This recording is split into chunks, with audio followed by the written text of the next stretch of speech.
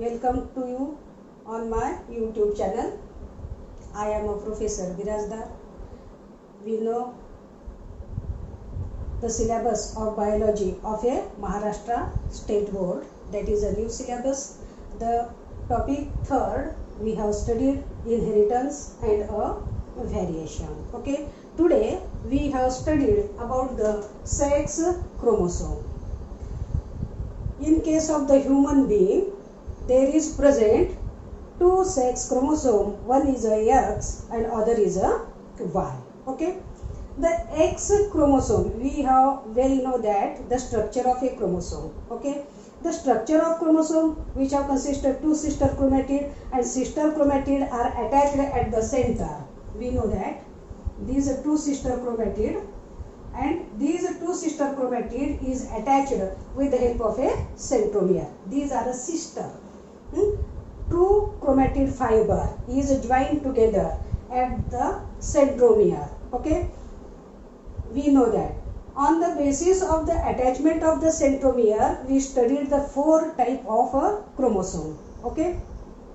Here we studied about a sex chromosome. The sex chromosome is two type. One is a X chromosome and other is a Y chromosome. Okay. This X chromosome, the centromere is attached at the center of two sister chromatid. The length of these two sister chromatid is equal. The centromere is attached at the center. So X chromosome is metacentric and Y chromosome is here telocentric. Okay. The centromere is not attached at the center. It is not attached at the center. So it is a telocentric. Other difference between X and Y chromosome is that the X chromosome is longer than a Y chromosome. Okay. X chromosome is longer than a Y chromosome. This is second point. The third point is, in case of the X chromosome, the U chromatin is in a large amount than the heterochromatin. And in case of the Y chromosome, U chromatin is less and heterochromatin is in more amount. Okay. X chromosome हा Y chromosome पेक्षा long आहे. X क्रोमोसोमच्या सेंटरमध्ये centromere attached आहे, म्हणून याला आपण म्हणतो metacentric. Y chromosome वरती सेंट्रोमियर या ठिकाणी सेंटरमध्ये नाहीये, एका टोकाकडे अटॅच्ड आहे, म्हणून ह्याला आपण म्हणतो टिलोसेंट्रिक. X क्रोमोसोम हा लॉन्ग आहे कोणापेक्षा? Y क्रोमोसोम पेक्षा. X क्रोमोसोम मध्ये जास्त प्रमाणामध्ये काय आहे? U क्रोमॅटिन आहे आणि त्याच्यामध्ये हेटेरोक्रोमॅटिन कमी आहे. In case of the U chromatin, there is present a large amount of a gene, so that here it can carry a genetic information more and more towards a offspring. X chromosome, which can carry a inheritance character from one generation to next generation. Why? The X chromosome consists more amount of a U chromatin, and in U chromatin there is present a large amount of a gene, so that it can very active for a inheritance. But in case of the Y chromosome, the U chromatin is less and more amount of a heterochromatin, so that in U chromatin of a Y chromosome is less, so that their gene may be less, so that genetic information is also less. It can carry less amount of a genetic information because there is present a large amount of a heterochromatin. Okay, student. This is the structure of a sex chromosome. Sex chromosome are two type, X and Y, and the size of the chromosome we have well know here. Then X and Y chromosome show homologous and non-homologous region. Okay, this is a X chromosome and this one is a, sorry, it is somewhat short. This one is a Y chromosome. Okay, हे आपल्या पुस्तकामध्ये कुठे दाखवलेलं नाहीये, मी तुम्हाला समजून सांगते. X chromosome already is longer than a Y chromosome. Okay, then this is a central portion. Okay, the X and Y chromosome both consist homologous and non-homologous part. One is a homologous, okay, homo similar, okay, and this one is a here non-homologous part.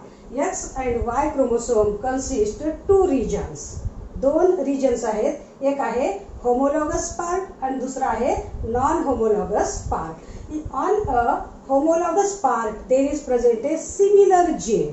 ह्या दोघांमध्ये जे काही homologous portion आहे त्या homologous portion वरती X आणि Y चे या ठिकाणी जीन कसे आहेत सिमिलर होमो सारखे but on the portion of a non-homologous part of X chromosome there is situated a different type of gene and on the Y chromosome of non-homologous part which consists a different type of a gene. या non-homologous part वरती X चे वेगळे gene असतील आणि Y चे वेगळे gene असतील आणि homologous part वरती जीन कसे आहेत सारखे त्या ठिकाणी आहेत and the crossing over mostly takes place in a homologous part. आता ज्यांचं जे क्रॉसिंग ओव्हर होत असतं जेव्हा आपण बघतो मियोसिस क्रिया होत असते जेव्हा जे या ठिकाणी क्रॉसिंग ओव्हर होतं जीनचं ट्रान्समिशन या ठिकाणी होतं इव्हॉल्युशन या ठिकाणी होतं ते कोणत्या रिजन मध्ये होतंय ऑन अ होमोलॉगस पार्ट. नीट लक्षात घ्या X आणि Y क्रोमोसोमला दोन पोर्शन आहेत एक आहे होमोलॉगस पोर्शन आणि दुसरा आहे non homologous portion. Homologous portion वरती दोघांच्या पण जीन कसे आहेत सारखे आहेत आणि नॉन होमोलॉगस पार्ट वरती there is situated a different type of a gene. X चे जीन वेगळे असतील आणि Y चे जीन वेगळे असतील कुठं on a non homologous part. Okay, in case of the non-homologous part, crossing over could not take place. यांच्यामध्ये crossing over होत नाही कोणत्या पोर्शन मध्ये नॉन होमोलॉगस मध्ये आणि कुठं क्रॉसिंग ओव्हर होतं फक्त या ठिकाणी होमोलॉगस रिजन मध्ये या ठिकाणी क्रॉसिंग ओव्हर होतंय. ओके मग आता या ठिकाणी क्रॉसिंग ओव्हर होतं कुठं होमोलॉगस क्रोमोसोम वरती. अजून एक लक्षात घ्या स्टुडंट हा X क्रोमोसोम चा हा नॉन होमोलॉगस पार्ट कसा आहे लॉंगर आहे कोणापेक्षा जास्त आहे Y क्रोमोसोमचा जो नॉन होमोलॉगस पार्ट आहे तो कसा आहे छोटा आहे so that it can inherit a character more and more by a X chromosome. X क्रोमोसोमचा नॉन होमोलॉगस पार्ट लॉंग असल्यामुळं हेरिडिटी कॅरेक्टर जास्त प्रमाणामध्ये कोण कॅरी करतं X क्रोमोसोम करतो कोणापेक्षा जास्त Y क्रोमोसोम पेक्षा जास्त. त्याचं नॉन होमोलॉगस पोर्शन या ठिकाणी कसं आहे Y चं कमी आहे आणि X चं कसं आहे या ठिकाणी जास्त आहे. ओके आपण बघितलं X क्रोमोसोम कसं आहे Y क्रोमोसोम कसं आहे. X क्रोमोसोम मध्ये U क्रोमॅटिन जास्त आहे आणि Y क्रोमोसोम मध्ये U क्रोमॅटिन कमी आहे. U क्रोमॅटिन मध्ये काय आहे there is present a large amount of a gene. Due to presence of a large amount of gene, the X chromosome carry more and more inherited character from one generation to next generation. But in case of the Y chromosome, there is present a less amount of U chromatin and large amount of a heterochromatin, so that it can show only some amount of a inheritance character from one generation to next generation. Okay त्यांचं आपण structure बघितलं. आता X chromosome आणि Y क्रोमोसोमचे त्या ठिकाणी we have studied the homologous region and a non-homologous region. On a homologous region crossing over takes place and on non-homologous portion crossing over could not takes place. Okay, then a linkage. आता हे जे काही character एका पिढीकडून दुसऱ्या पिढीकडे pass होतात ते कशामुळे होतात त्या ठिकाणी काही लिंकेज आहेत. त्या ठिकाणी लिंकेज आहे. आता लिंकेज म्हणजे काय आपण या ठिकाणी आता समजून घेऊया. लिंकेजचा शोध पहिल्यांदा प्लांट मध्ये बॅटसन आणि प्युनेट या शास्त्रज्ञांनी लावला तर ॲनिमल मध्ये TH मॉर्गन या ठिकाणी त्याच्यामध्ये शोध लावलेला आहे. Okay we have well know that on the chromosome genes are present. आता क्रोमोसोम कुठं आहे? न्यूक्लियसमध्ये. ओके, न्यूक्लियसमध्ये क्रोमोसोम आहे आणि क्रोमोसोमवरती काय आहेत? जीन्स या ठिकाणी आहेत. ओके, मग आता suppose this one is a chromosome. On the chromosome there is present a gene. त्या क्रोमोसोमवरती काय आहेत? जीन्स आहेत. त्या ठिकाणी काय आहेत? जीन आहेत. When genes are located on a chromosome which have situated near and near. जर दोन किंवा दोन पेक्षा जास्त जीन या ठिकाणी एकमेकाजवळ जर बसलेले असतील, which can transfer inherited from one generation to next generation which could not separate from each other. आता समजा हे दोन जीन आहेत, हे दोन जीन एका पिढीकडून दुसऱ्या पिढीकडे सोबतच जातात. हे दोघं या ठिकाणी वेगळे अजिबात होत नाहीत, सोबतच पुढच्या पिढीमध्ये जातात. ह्या क्रियेला आपण काय म्हणतो? Linkage. The genes are located on a chromosome which can inherited with each other. ते दोघं एकमेकासोबतच या ठिकाणी पुढच्या पिढीकडे जर पास होत असतील तर त्या क्रियेला आपण काय म्हणतो? लिंकेज असं या ठिकाणी म्हणतो. ओके, मग हा लिंकेज मध्ये कंप्लीट लिंकेज आहे आणि इनकम्प्लीट लिंकेज आहे. Complete linkage mostly seen in case of the male Drosophila on a X chromosome. That here genes are situated near and near on a chromosome which could not separate from each other and it can passes to the next generation which is called as a complete linkage. Okay, in case of incomplete linkage the genes are located, okay, at a different place. One gene is present here, other gene is present here, and if their crossing maybe takes place, crossing over maybe takes place, these both gene could not inherit to the next generation. Okay, these two genes, हे दोन्ही gene सोबतच पुढच्या पिढीमध्ये transfer होत नाहीत आणि त्याला आपण काय म्हणतो? Incomplete linkage. क्रॉसिंग ओव्हरच्या वेळेला ते दोघं वेगळे या ठिकाणी होण्याची शक्यता असते. म्हणून हे दोन जीन या पुढच्या पिढीकडे सोबतच इनहेरिट होत नाहीत आणि अशा प्रकारचं जे लिंकेज आहे, लिंकेज एका पिढीकडून दुसऱ्या पिढीकडे जीन सोबत जाणे किंवा जीन सोबत न जाणे. ओके, मग न जाणे जेव्हा जात नाहीत त्याला काय म्हणायचं? Incomplete linkage. आणि जेव्हा सोबत जातात त्याला काय म्हणायचं? Complete linkage. लिंकेज म्हणजे काय?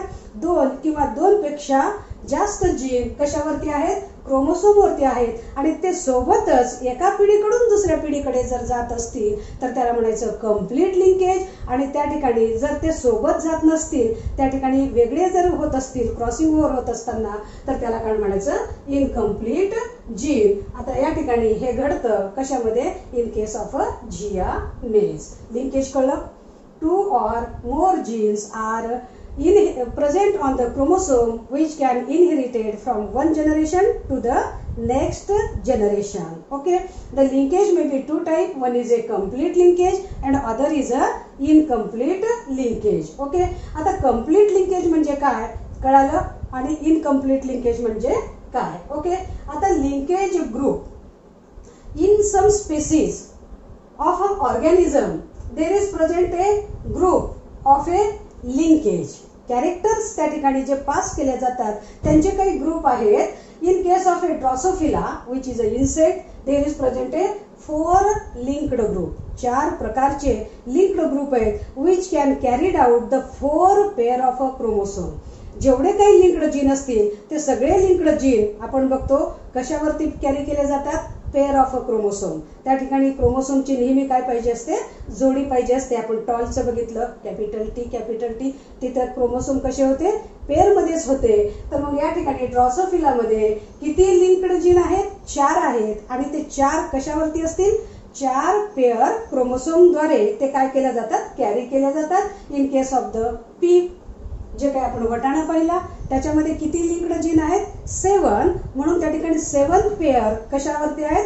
क्रोमोसोम. 7 पेअर क्रोमोसोम त्या ठिकाणी आहेत, ते कॅरी करतात. या ठिकाणी काय? लिंक्ड जीन या ठिकाणी ट्रान्सफर करतात. ओके, आता सेक्स लिंकेज.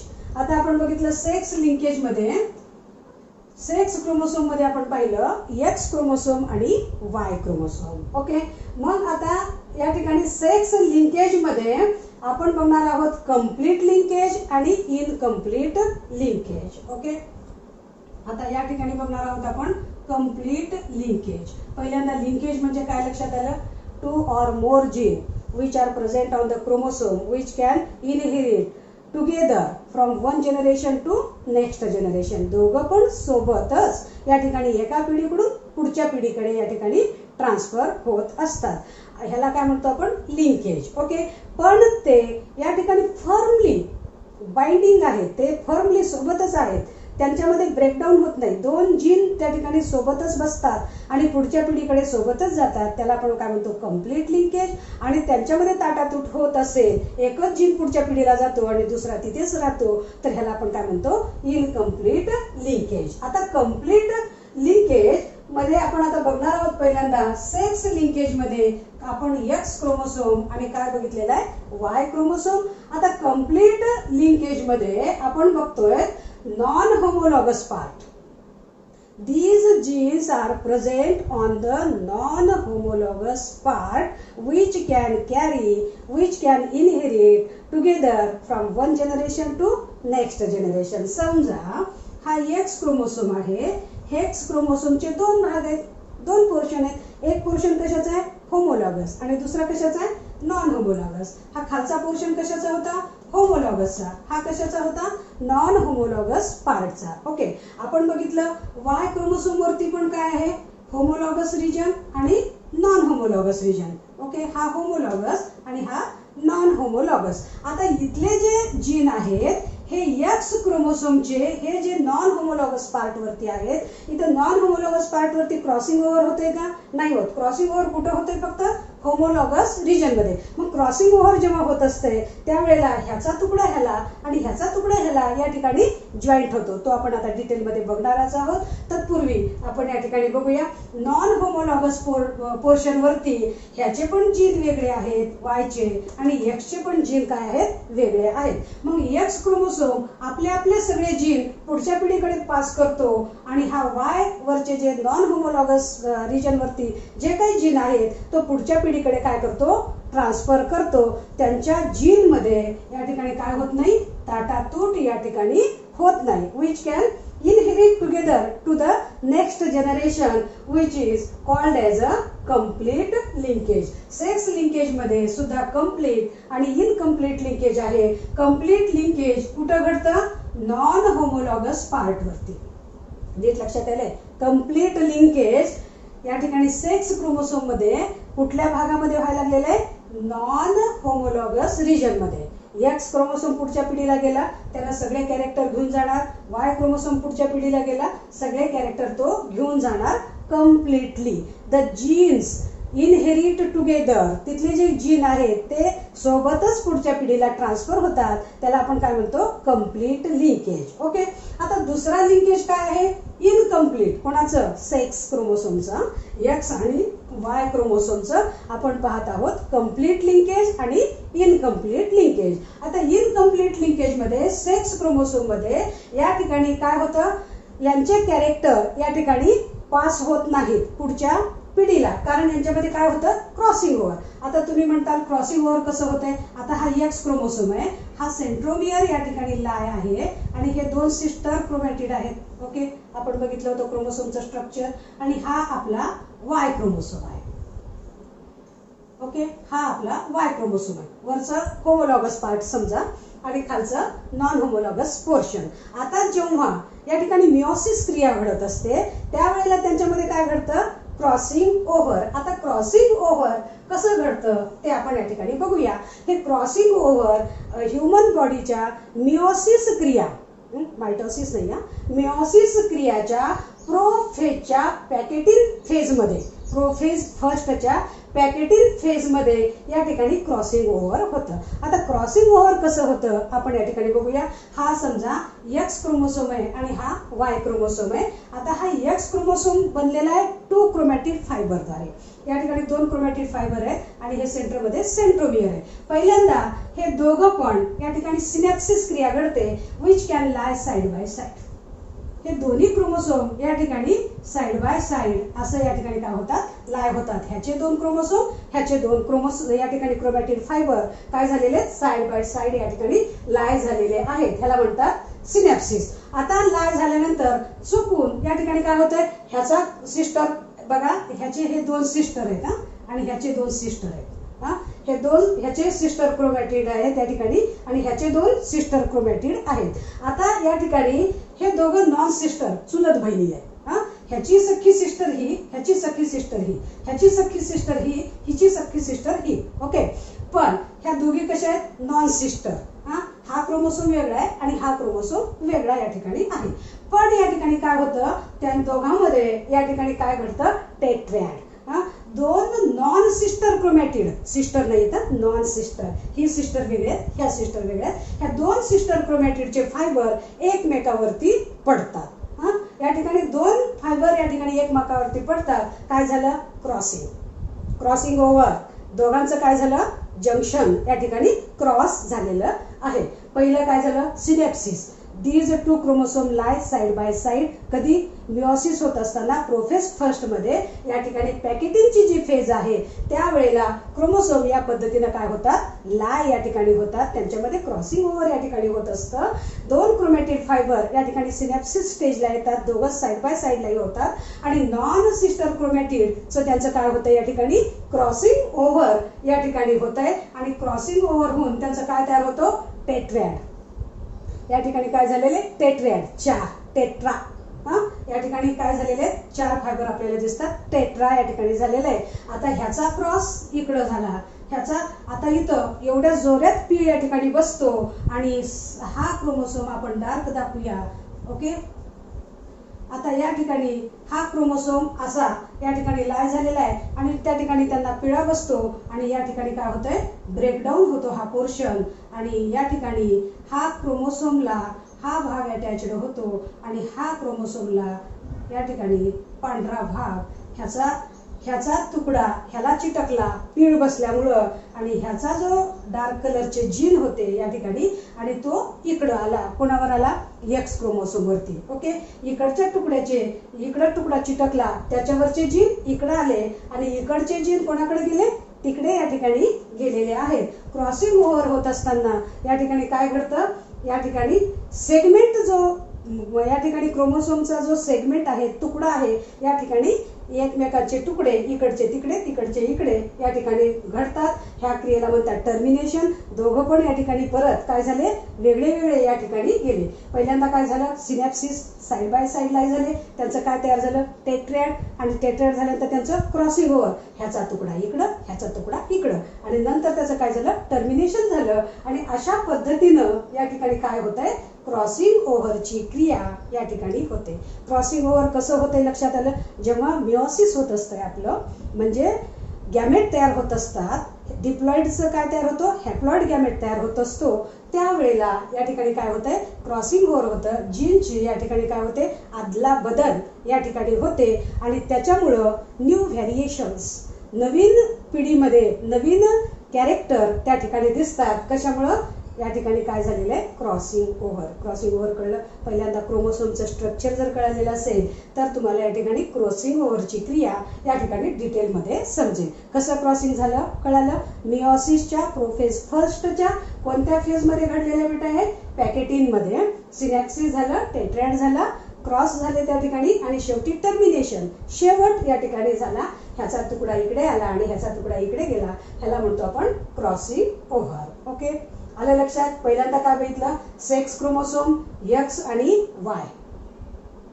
एक्स क्रोमोसोम कसा आहे, सेंट्रोमियर कुठं चिटकलेला आहे आणि वायचा कुठं चिटकलेला आहे. यू क्रोमॅटिन कोणामध्ये जास्त आहे, हेट्रोक्रोमॅटिन कोणामध्ये जास्त आहे. जिनेटिक इन्फॉर्मेशन जास्त कॅरी कोण करतं, एक्स क्रोमोसोम करतं. का, कारण त्याच्यामध्ये यू क्रोमॅटिन जास्त आहे. You chromatin is made by a gene.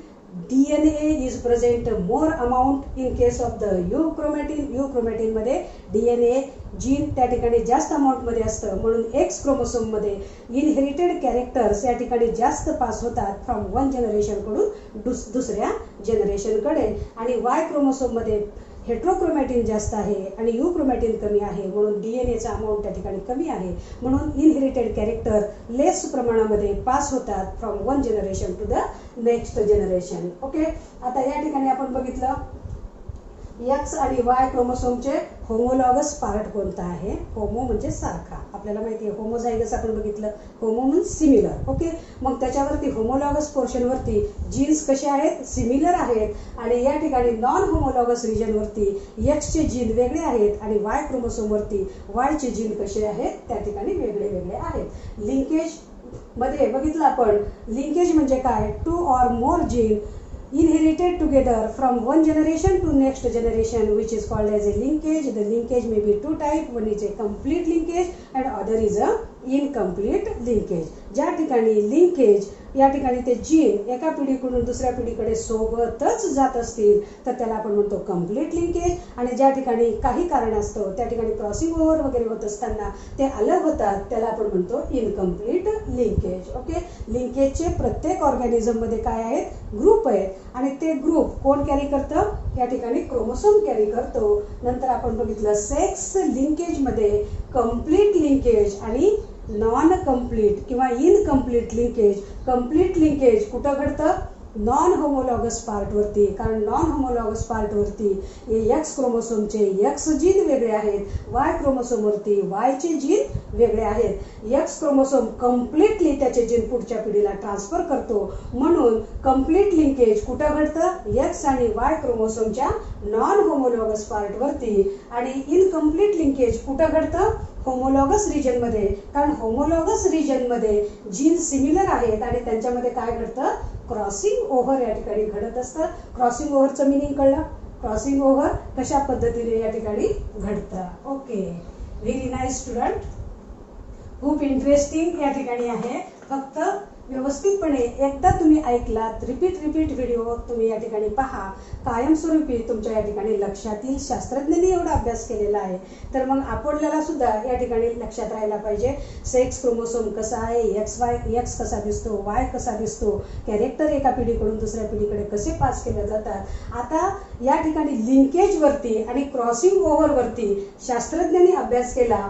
तो शास्त्रज्ञ आहेत मॉर्गननी या ठिकाणी अभ्यास केलेला आहे. त्यांनी चूज केलेलं आहे ड्रॉसोफिला इन्सेक्ट. ड्रॉसोफिला इन्सेक्ट त्यांनी चूज केलं कारण त्याचं लाईफ स्पन फक्त 2 वीकचं, 2 आठवड्याचंच या ठिकाणी त्याचं काय आहे, लाईफ स्पन असल्यामुळं, आणि विच कॅन रिप्रोड्यूस, त्यांचं रिप्रोडक्शनमध्ये जास्तीत जास्त ते इन्सेक्ट या ठिकाणी तयार करतात एका वेळेला, म्हणून त्यांनी चूज केलं ड्रॉसोफिला. कारण त्याचं लाईफ ड्युरेशन फक्त किती आहे, 2 वीकचं आहे. म्हणून प्रयोगाला या मॉर्गन या शास्त्रज्ञांनी निवडला, ड्रॉसोफिला या ठिकाणी निवडला. त्यांनी या ठिकाणी कशाच्या अभ्यासासाठी, लिंकेज आणि क्रॉसिंग ओव्हर या ठिकाणी अभ्यास केला. क्रॉसिंग ओव्हर केल्यामुळं काय होतं, न्यू कॉम्बिनेशन, ह्याचे जीन इकडं ट्रान्सफर झाल्यामुळं काय होतात, इंडिव्हिज्युअल त्या ठिकाणी जो ऑफस्प्रिंग निर्माण होतो, जो पुढची पिढी तयार होते, त्याच्यामध्ये काय येतं, व्हॅरिएशन, त्याच्यामध्ये बदल या ठिकाणी येतो. कशामुळं, क्रॉसिंग ओव्हरमुळं. आणि लिंकेज, जे फर्मली जीन अटॅचड असतात ते सोबतच काय होतात, इनहेरिट होतात. जर ते सोबतच राहत असतील तर पुढच्या पिढीमध्ये या ठिकाणी काय दिसत नाही, न्यू व्हॅरिएशन्स, त्याच्यामध्ये नवीन कॅरेक्टर्स या ठिकाणी आपल्याला दिसत नाहीत. ह्याचा डिटेलमध्ये अभ्यास या ठिकाणी कोणत्या शास्त्रज्ञाने केलेला आहे, मॉर्गनने या ठिकाणी एक्सपेरिमेंट केलेलं आहे. पहिल्यांदा त्यांनी ड्रॉसोफिला घेतला, yellow body and white I. त्या ड्रॉसोफिलाचा बॉडीचा रंग कसा आहे, येलो, आणि त्याचे डोळे कसे आहेत, व्हाईट. या ठिकाणी त्यांनी घेतलेलं आहे, डिटेलमध्ये आपण पाहू. त्या ठिकाणी त्यांनी घेतलेलं आहे येलो आणि व्हाईट. येलो काय आहे, त्या ड्रॉसोफिलाची बॉडी आहे, आणि व्हाईट तिचे काय आहेत, आईज या ठिकाणी त्याचे व्हाईट आहेत. आणि दुसरा काय घेतला, हा मेल कसा घेतलेला आहे, ब्राऊन बॉडीड आणि रेड आईड. हा मेल आहे, मेलचं चिन्ह, ही फिमेल आहे. आणि ह्या दोघांचं या ठिकाणी त्यांनी क्रॉसिंग केलेलं आहे.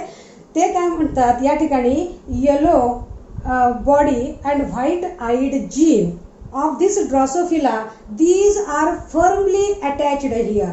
ते दोघं या ठिकाणी सेपरेट होत नाहीत, ते या ठिकाणी फर्मली अटॅचडच आहेत. म्हणून त्यांची जी पिढी या ठिकाणी येते, या ठिकाणी रिकॉम्बिनंट खूप कमी प्रमाणात आलंय 1.35. There is present A linked gene which could not separate from each other.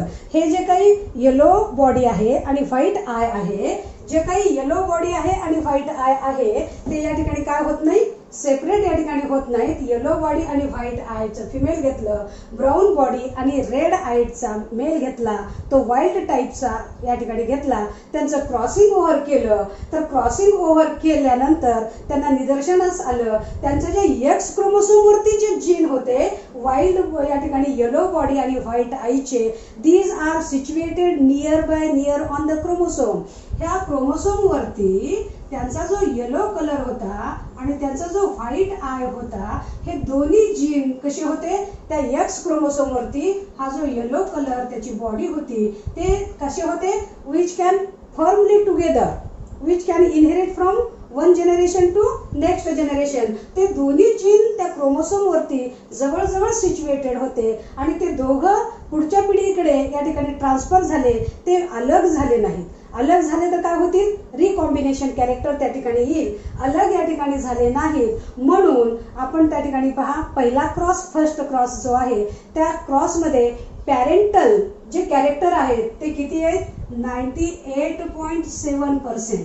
Parental जे काही कॅरेक्टर आहेत त्यांचं बॉडीचं जे कॅरेक्टर आहेत, पॅरेंट्स जसे होते ते कॅरेक्टर किती टक्के उतरलेत पुढच्या पिढीमध्ये, 98.7. आणि नवीन कॉम्बिनेशनचे फक्त किती आलेत, 1.3 या ठिकाणी काय झालेले, नवीन न्यू कॉम्बिनेशनचे रिकॉम्बिनेशनचे या ठिकाणी फक्त किती आले पर्सेंटेज, 1.3.